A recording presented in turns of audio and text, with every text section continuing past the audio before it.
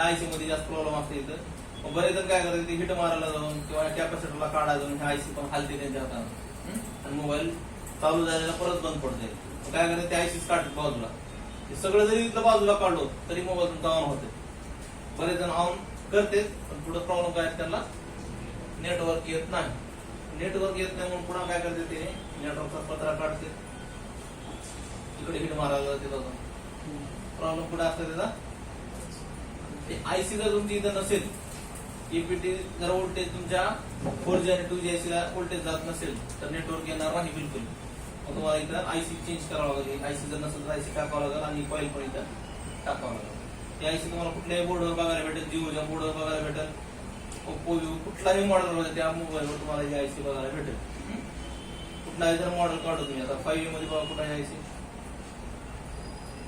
5G ला नाही 5G च्या पुढे नोट 6 प्रो ला बघा ते ईपीटी पॉवर मोड आहे.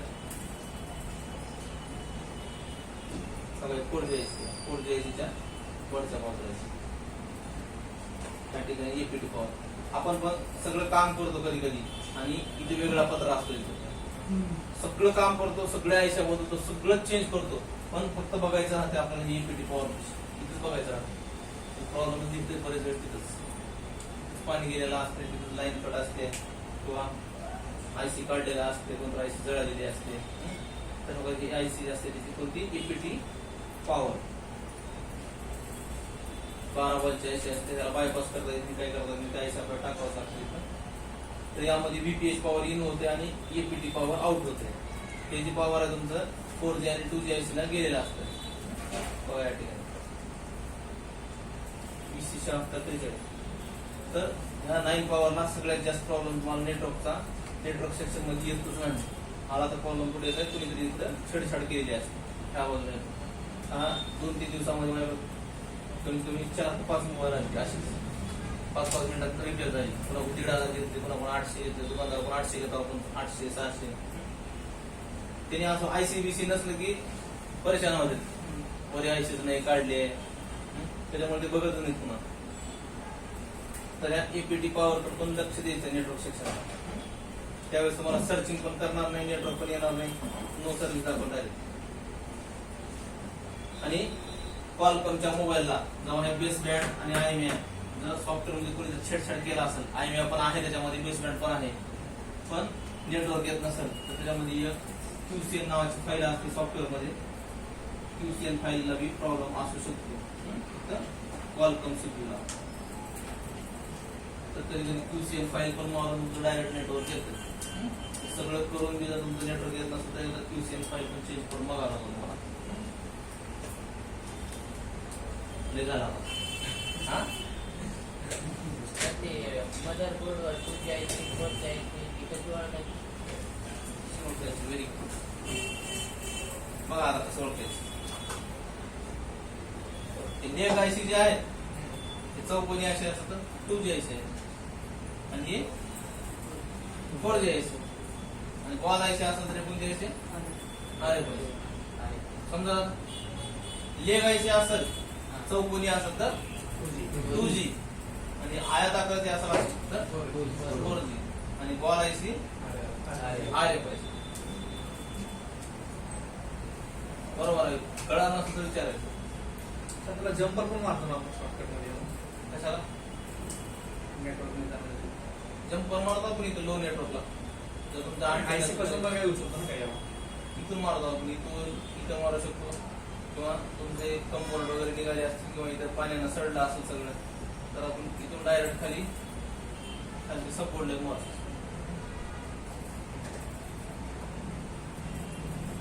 तुमचं shorting half shorting second line shorting ह्या सेक्शन मध्ये काय होतं नेटवर्क सेक्शन मध्ये व्होल्टेज जास्त असतात आपले कंटिन्यू अपडाऊन व्होल्टेज होत असतं आपलं.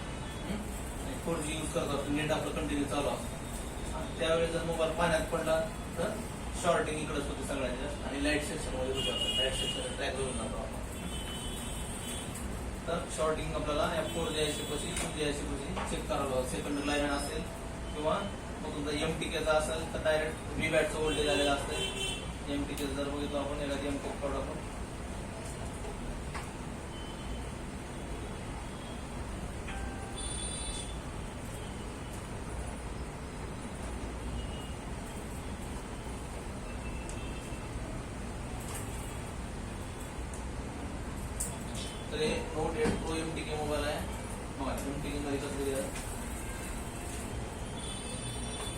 ते कोणती अशी आपली हे 2G आणि हे त्याची RFIC का WTR म्हणायचं MTK जास्त तर लोक WTR म्हणतात त्याला WTR त्याला पाठच आलेलं असतं युट्यूब बघून त्याची RFIC आहे त्याला MT नाव म्हणायची ते MT 6177 6177 V तो MW असतो तर त्याचा अँटेना आहे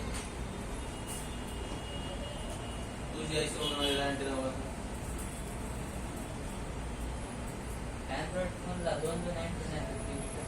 2 2 3 3 4 4 5 5 अँटेने लागतात त्याच्यासाठी वेगळं काम करतो. एक नाही सगळेच काम करतात म्हणजे नाही कोणते कोणते कशासाठी असते एक वायफाय साठी आवश्यक आहे ब्लूटूथ साठी आवश्यक आहे 3G network 2G network 4G network 5G network याच्यासाठी असे 5 अँटेने लावले कंपनीने दिल्या म्हणजे कामाचे एवढं लक्षात 5G वाला बोर्ड दाखवतो 5G वाले लय प्रॉब्लेम तर आपल्याला सॅमसंग लावली असते आता याच्यामध्ये काढूया 5G 12 13 ही 5G आपल्याला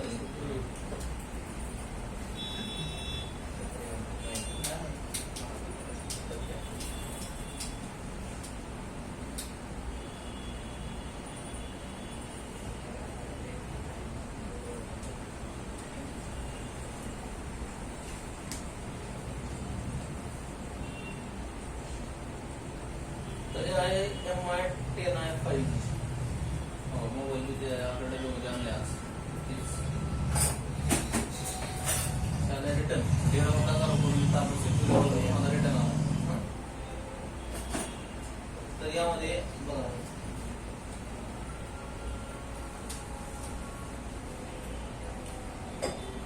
1 2 3 3 अँटेने येतो बघा मेन अँटेना हे आहे किंवा तुझे 2 आपले वायफाय त्याचे असू शकतात तर यामध्ये हे तुझी 2G IC असू शकते 2G 3G 4G IC कुठं आहे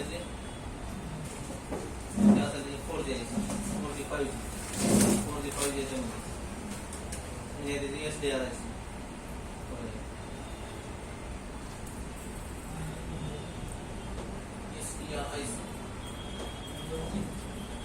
होय त्याच्यामध्ये आपण नाव पडतोय संपूर्ण नेम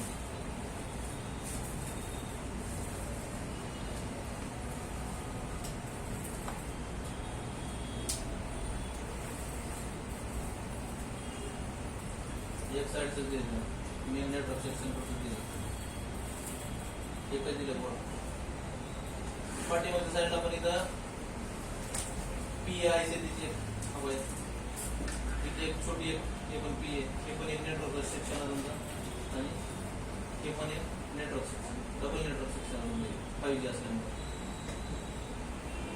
त्याच्यामध्ये टोटल PI चे 1 2 आणि पाठीमागच्या साईडला 3 4 IC दिली तर 5G चा वगैरे प्रॉब्लेम असेल तर त्याच्यामध्ये 5G IC 5G जे IC असतात त्याच्या दोन्ही पैकी त्यामुळे मोठी IC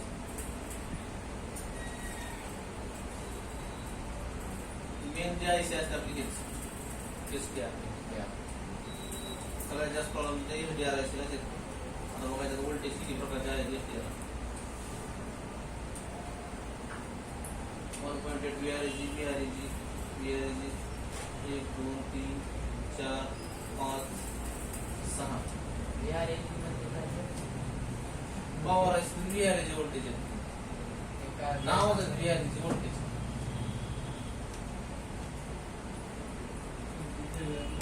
हे सगळं व्होल्टेज आपल्याला पॉवर आहे VREG 1.8 2.8 आणि VPH जे आहे ते आपल्याला DC to DC मधून इकडं 4G 5G IC कडे आलेला आहे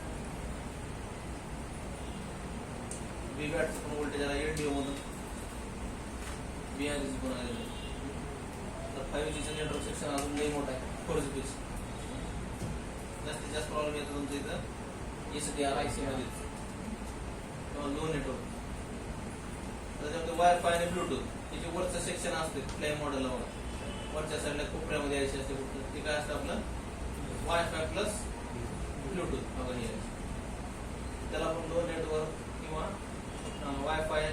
करत नसेल, दाखवत नसेल तर त्या आईसकडे काम करायचं आपल्याला. काम म्हणजे काय वॉटर डॅमेज वगैरे असेल तर त्याला रिमूव्ह वगैरे करायचं. जास्त प्रॉब्लेम येत नाही. जास्तीत जास्त लोक जर वायफाय ब्लूटूथ चालणार सॉफ्टवेअर मारतात त्याच्यामुळे प्रॉब्लेम कधी निघत नाही. तर इकडं शॉर्टिंगचं प्रमाण वाढत आहे मोबाईलमध्ये. वायफाय ब्लूटूथ पाशी ही पत्रा काढून बघायचे जर शॉर्टिंग असेल तर आपल्याला. आपण काय करतो, छोटा पत्रा म्हणजे सोडून देतो, इकडचा एक पत्रा काढतो, ही एक पत्रा, ही एक पत्रा, कुठं शॉर्टिंग दिसत नाही आपल्याला. कधी कधी एवढ्याच पत्र्याकडे शॉर्टिंग असते. किंवा 4Gचं कधी कधी आयसी पाठीमागच्या साईडला असते, मग याची 4G आयसी हॅटिंग आहे, तेवढाच पत्रा असते, तेवढाच पत्रा असते. सगळेच पत्रे काढतो आपण शॉर्टिंगसाठी. शॉर्टिंग काय सापडत नाही. काय फ्रेंड झाले की नोट परला 2 दिवस घातले त्याला, उठलं काही सापडेल शॉर्टिंग. फक्त 4G आयसी पत्रा काढला की तिथं फुल वॉटर डॅमेज तिथे एक कॅपॅसिटर निघून गेली. तर आपण असंच करतो कधी कधी. छोट्यातला छोटा पत्रा कधी कधी बघा, इथलाही पत्रा एवढाही पत्रा आहे तरी त्याच्या खाली आवश्यकता आहे. डायरेक्ट आपण तिथं पत्रा काढून बघू शकत नाही. एक एक एक एक काढू. आपला सगळ्यात जास्त डाऊट कुठे येते, त्या नेटवर्क सेक्शनला. तर पहिल्यात अगोदर हे सेक्शन काढून बघायचे शॉर्टिंगला, त्यानंतर 4G आयसी कुठं इथं बघायचे. तर तुम्ही दोन्ही पैसे नाही निघालं तर मग आपल्याला एक एक पत्रा काढून बघायचे. CPU कडचा काढायची काही गरज नाही. नंतर इकडं पॉवरचं काढायचे, नंतर इकडचं पॉवर बघायचं.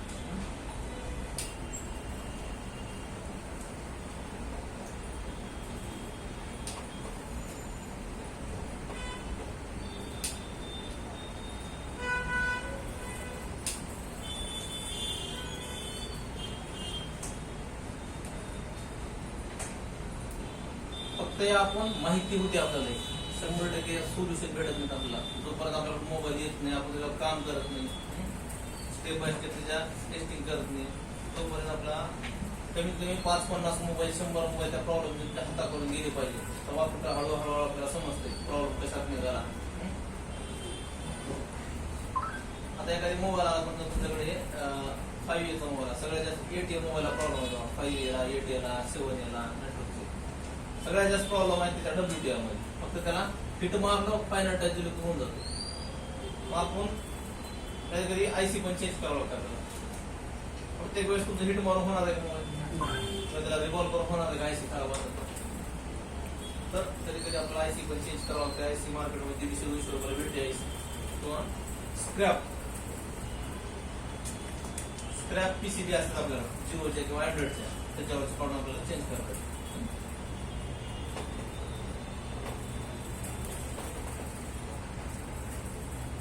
समजा सगळ्याला काय करायचं, कुठं शिफ्ट करायचं आपल्याला. जर तुमचं बेस बँड आणून आणि तुम्ही सॉफ्टवेअर मध्ये छेडछाड करा, होईल का मोबाईल किंवा तुमच्या 4G आयसीला काढून चेंज करा. तुमच्या RFICलाच काम करावं लागतं बेस बँड. त्याचे भरपूर काही व्हिडिओ होईल तुम्हाला ग्रुपवर टाकतो. बेस बँड आयसी आणून वगैरे झालेले तर आपण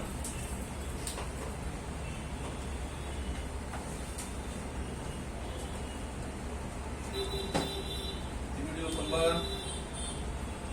मोबाईल आला अगोदर तर अगोदर त्याला डायग्राम वगैरे नसेल तुमच्याकडे तर त्यावर युट्यूबला 4-5 व्हिडिओ बघा, त्या मॉडेलचे काय काय काम केले. सगळ्यामध्ये कॉमन दिसलं काम केलेलं तर आपण त्याच्यावर काम करायचं त्या सेक्शनवर. किंवा आज आपण शिकलो की बाबा सर्चिंग होत नसेल तर कुठं कुठं काम करायचं. सर्चिंग होत नसेल, सर्चिंग होते तर कुठं काम करायचं ते आपल्याला ऑलरेडी माहितच आहे. की वही बघायची काढून आणि ह्याच्याप्रमाणेच तुम्हाला युट्यूबवर काम केलं बघायचं. जाऊ द्या अर्धा-1 तास ट्रेसिंग मध्ये जाऊ द्या किंवा पॉइंट करायला जाऊ द्या किंवा ते व्हिडिओ बघण्यामध्ये जाऊ द्या तुमचा. पण डायरेक्ट आपल्याला छेडछाड करायचं नाही मोबाईलला. जर ती मोबाईल तुमच्याकडे पहिले येऊन गेला आणि तुम्ही काम केलं त्याच्यावर, नेक्स्ट टाइमला सेम प्रॉब्लेम आला ते बघायची गरज नाही तुम्हाला.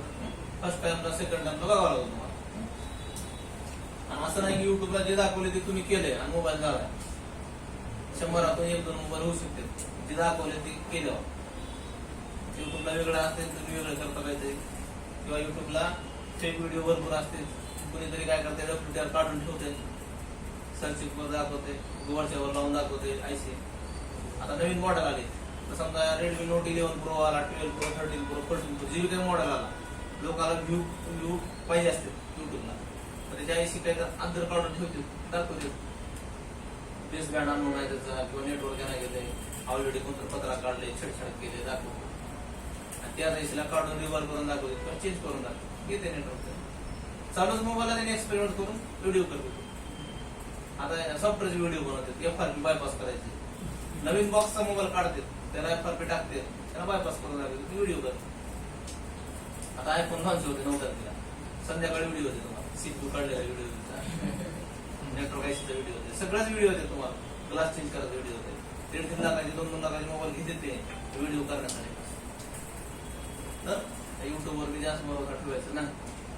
जेवढं तुम्हाला स्वतःला समजल, स्वतः प्रयत्न करतात, तेच तुमच्यासाठी चांगलं आहे.